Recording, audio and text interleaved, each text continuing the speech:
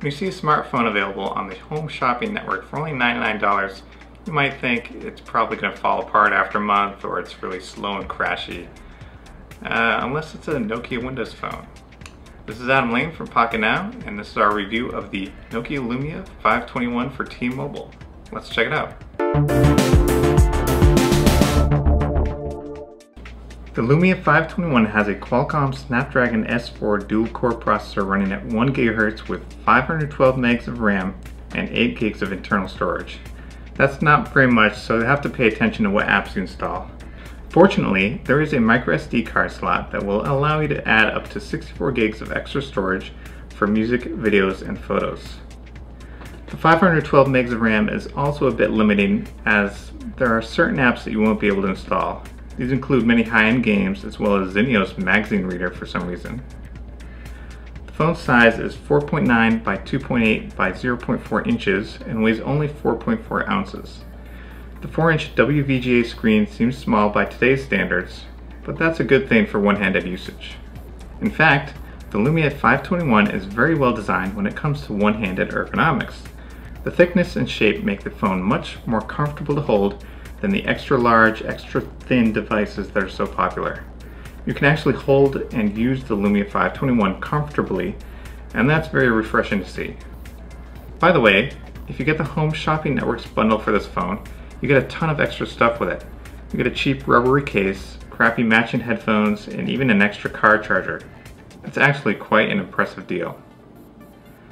Now let's look at the hardware. At the top, you've got the handset speaker along with some sensors.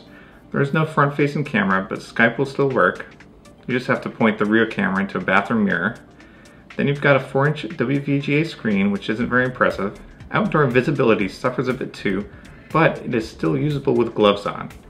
At the bottom are the usual Windows Phone capacitive buttons for search, start screen, and back.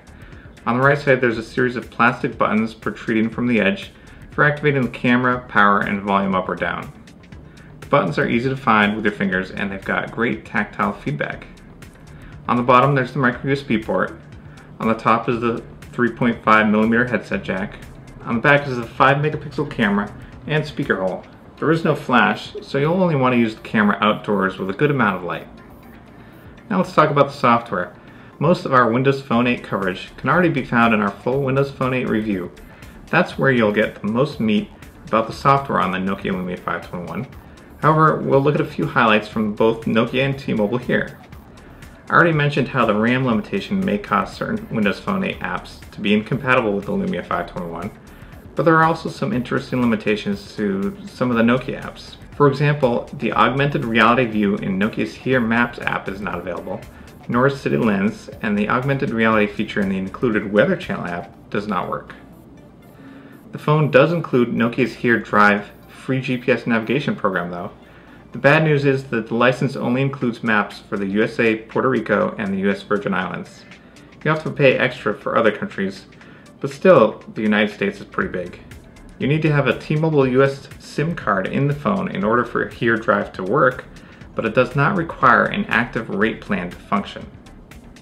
Another feature that's probably worth the cost of the phone itself is the Nokia Music app. You can download up to 4 custom radio mixes for listening to offline. Then when you get tired of those, you can delete them and download 4 more. It's unlimited offline music. The catch is you can't rewind any songs. You have to listen to the whole playlist, though you can skip about 6 per hour. Still, that's free music with no data plan. The only T-Mobile customization that's really worth mentioning is the Wi-Fi calling feature.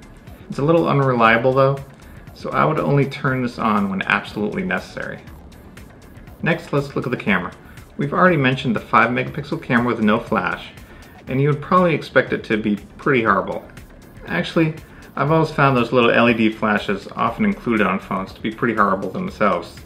Not having a flash on this phone forces you to only take pictures in decent lighting conditions, and if you pay more attention to existing light, you can actually get some great pictures with this camera. Most of Nokia's special camera apps are included as well. You've got Smart Cam, Panorama, Cinematograph, and the Creative Studio for post-processing. This isn't anything like the high-end Lumia 1020 that's 7 times the price and 10 times the resolution though. In terms of battery life, the Lumia 521 does quite well with average use. It's certainly enough for a day, and the device doesn't have any terribly power-hungry features like a high-resolution screen or image stabilization. The key thing here is that the Lumia 521 has a removable BL5J battery, which is pretty common in older Nokia phones. You can get another one for about $4 and swap it whenever you want. Our final rating is going to be a 7 out of 10. While there are a lot of limitations and areas that are lacking with the Lumia 521, the big draw for it is its pricing. Given the crazy low price, there's a huge amount of value included with the phone, and it's still fast, stable, and easy to use. In some ways, it's actually better than some high-end phones. Be sure to give this video a thumbs up, and thanks for watching.